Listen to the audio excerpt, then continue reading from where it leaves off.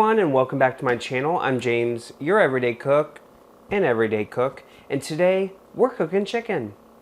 Come cook with me. But before we cook, make sure you like this video, share it, of course subscribe, and then click that little notification bell so you get notified to come cook with me again. Yes, we're making chicken. Chicken, we're making chicken.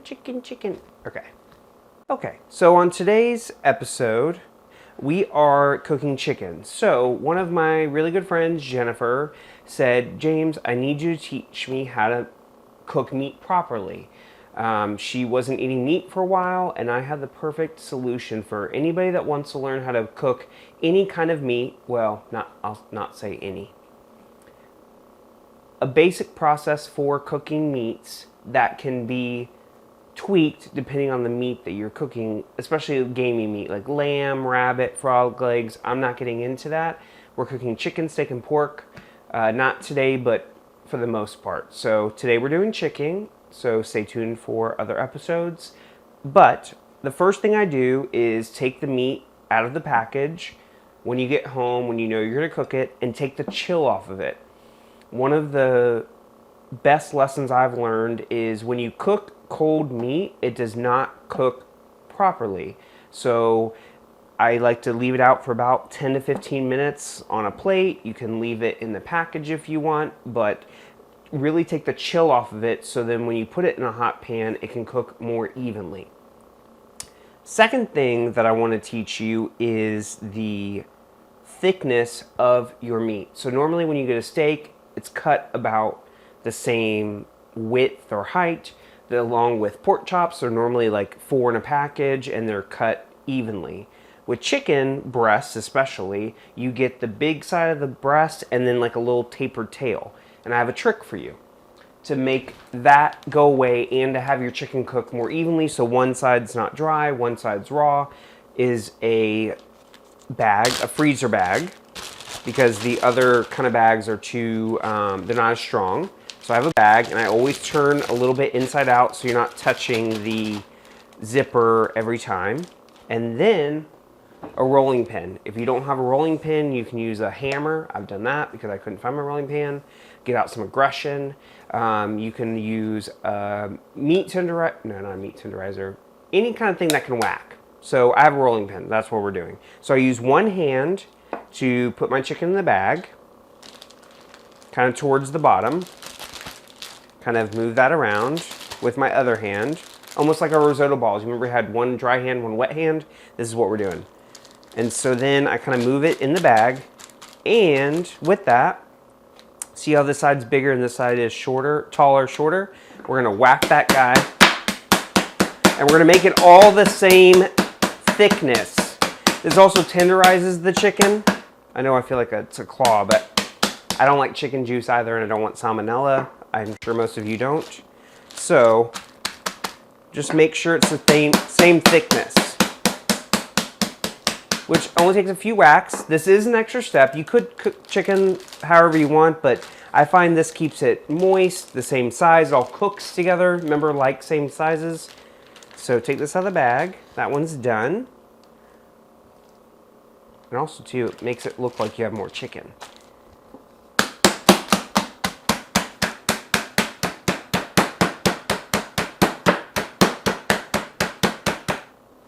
Okay. See? Same thickness as that one. And I know you're probably going to ask, why didn't you close the bag? Really, the chicken stays in its place and it doesn't, the juice doesn't shoot out everywhere, so you're relatively safe with that.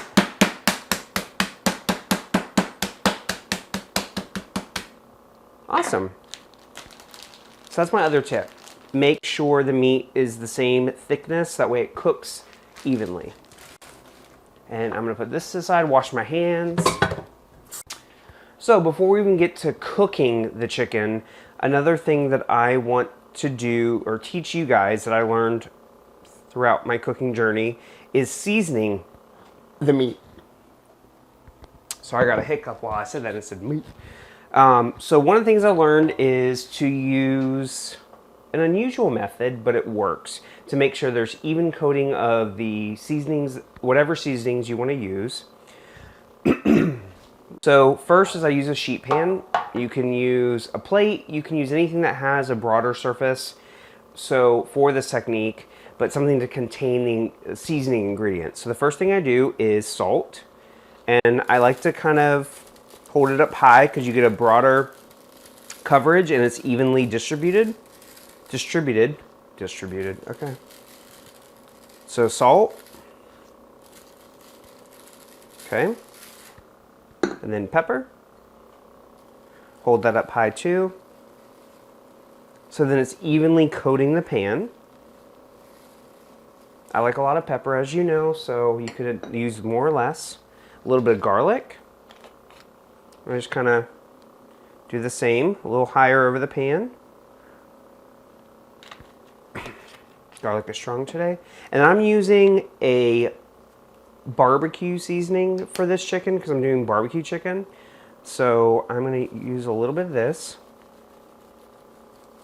And again, you can use any kind of seasoning you want. All right. So you see how evenly distributed this seasoning is here? There's salt, pepper, garlic, perfectly done. So when you put your meat on this, it's going to be evenly distributed of the seasonings, right? Press that down, let it sit. Press that down, let it sit. And then, once you're done with your meat fingers, wash your hands. So now that your meat is on this even playing field of seasoning, you'll do the same to the other side of the chicken, and that's how you get the other side seasoned as well, evenly. So some salt, some pepper. And I don't do it too heavy because we're actually going to flip this over and try and use up the extra seasonings that are on the pan already. I just try and help it out just a little bit. So a little bit of that. And a little bit of this. A little bit of this, a little bit of that. Shaky, shaky, shaky. Do the chicken dance. Just kidding. All right. So, now that it's evenly coated, look at that. Evenly coated on every side, and all you had to do was shake some ingredients over a pan or a plate. So that's going to give you not only even cooking when we smashed it out, but it's also going to give you even flavor, which is even better because you want every bite to taste the same, as great as it's going to be, because we're great everyday cooks and we're making good food on this channel. So look at that. And you see the thickness is the same, so all these chicken breasts are going to cook the same. I do this with steaks all the time as far as the seasoning portion of it, so every bite's flavorful. And then really taking the chill off the meat is really going to help the cooking time. A, it's going to be faster. B, everything's going to cook evenly. So I will get all washed up and I will teach you about the pans we're going to use to cook meat. Be right back. Hey guys, and welcome back. Now that we have our chicken breasts seasoned correctly, they are flat, they're even cooking, I'm going to teach you about pans. So one of the questions I got asked by some of my friends is, okay, now that you taught me about bringing it to room temp, taking the chill off of it, seasoning it properly, what do I cook my meat in?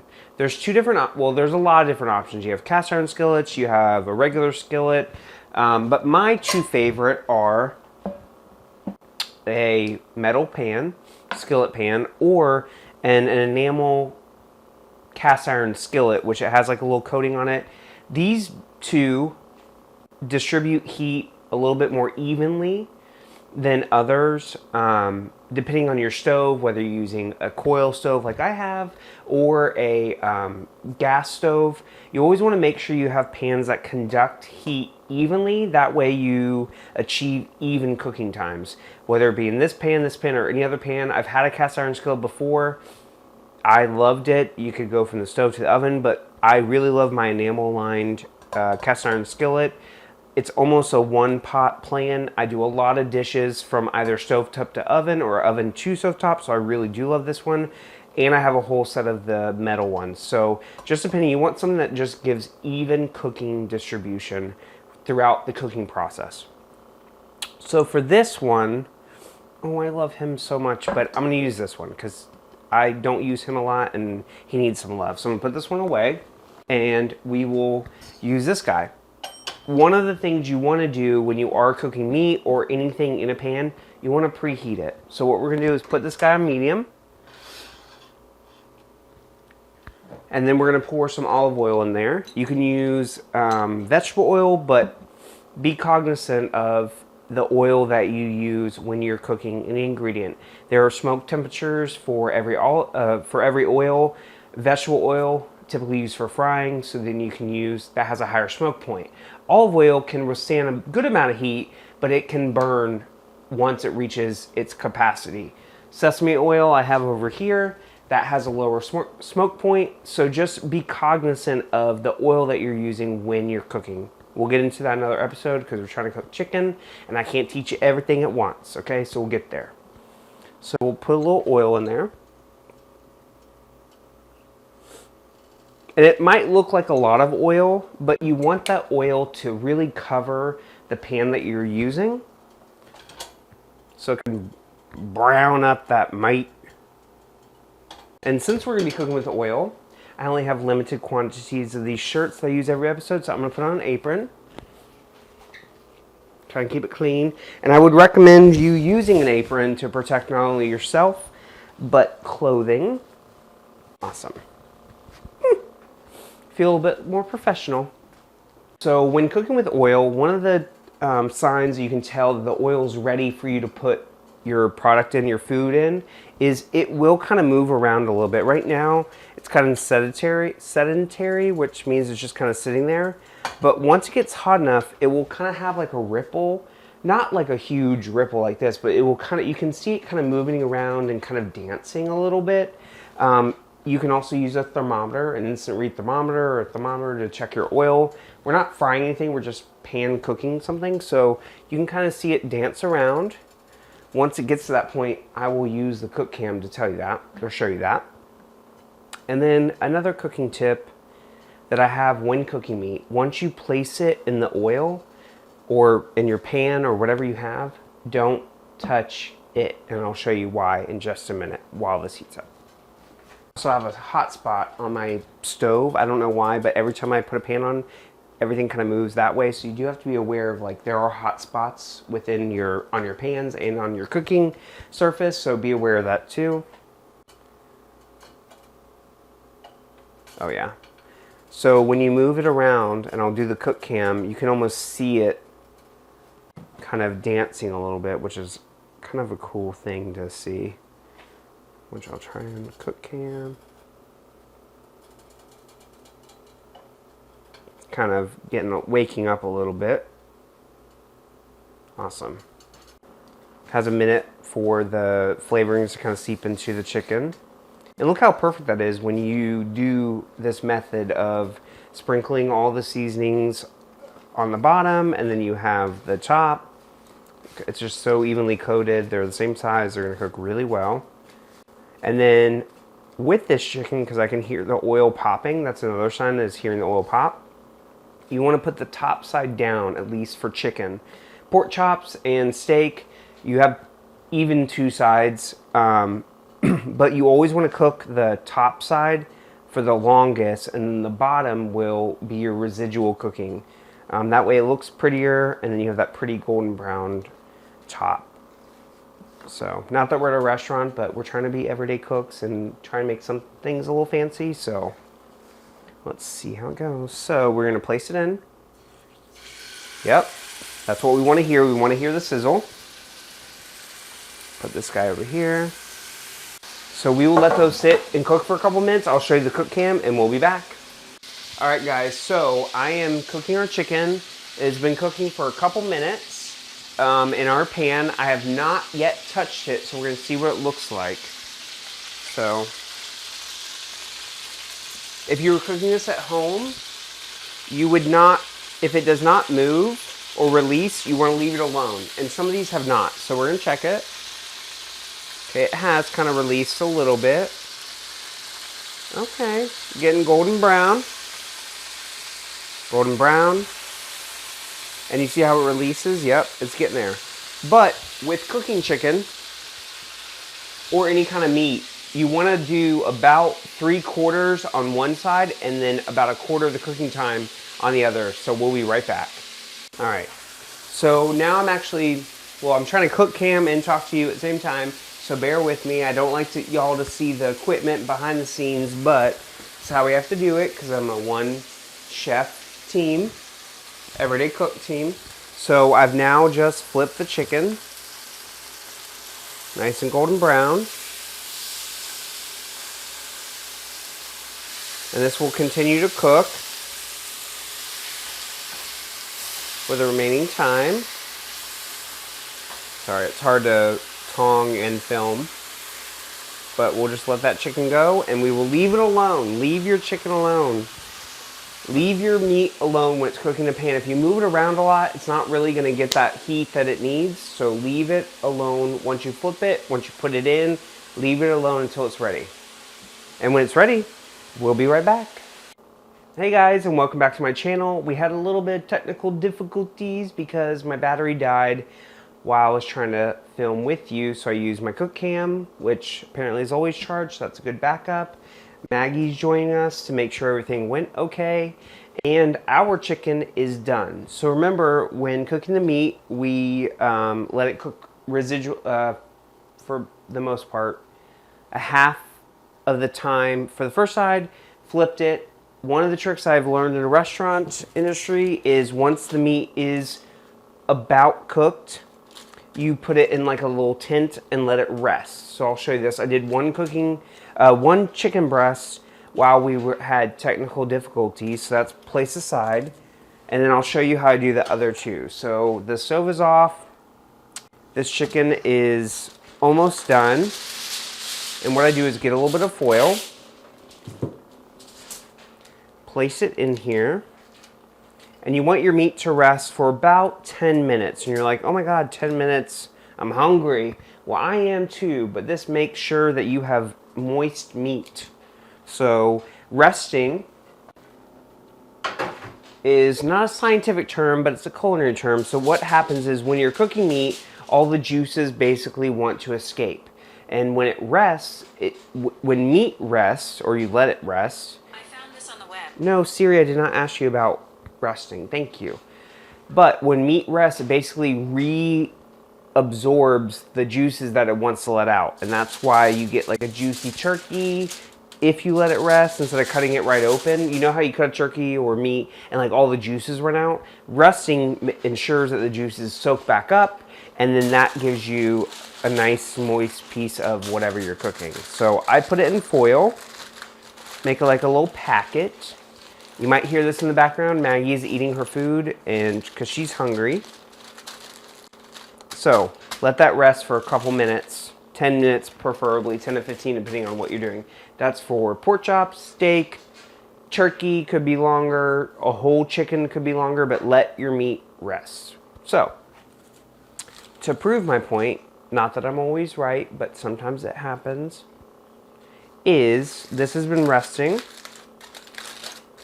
And also too, your meat has a residual cooking time. So even though you take it out of the pan and you're like, oh, it's done, it's going to continue to cook because it has the heat internally and it will continue to cook. That's why I pulled it off, these chicken breasts off, when they were almost done. And I use parentheses a lot, but when they're almost done, because there is a residual carryover cook time with any meat that you're doing. So this has been resting.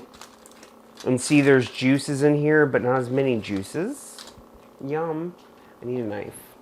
All right, so this is our rested breast of chicken. And then I always like to slice it.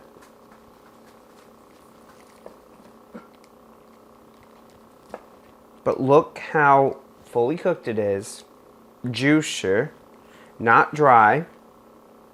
Because we let it rest. And there you are, my friends. That's how you get a perfectly cooked piece of chicken. Come cook with me. Maggie's right here. Here, I have to show you this because she is really pretty. Hold on. Cook cam. 1 second. Ooh. Not my face. Sit. Look at that face. How can you say no to that? Come cook with me. Learning how to cook meat properly. I'm gonna try it too. Look how good that looks. Maggie, our mascot, always looking out for us.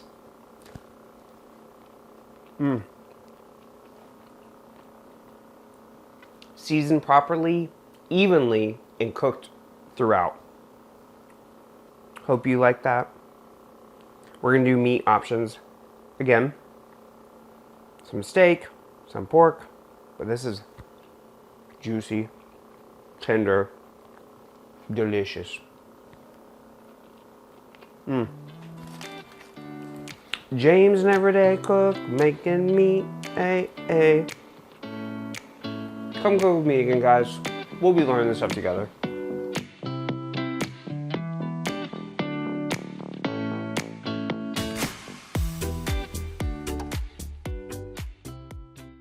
We're making chicken.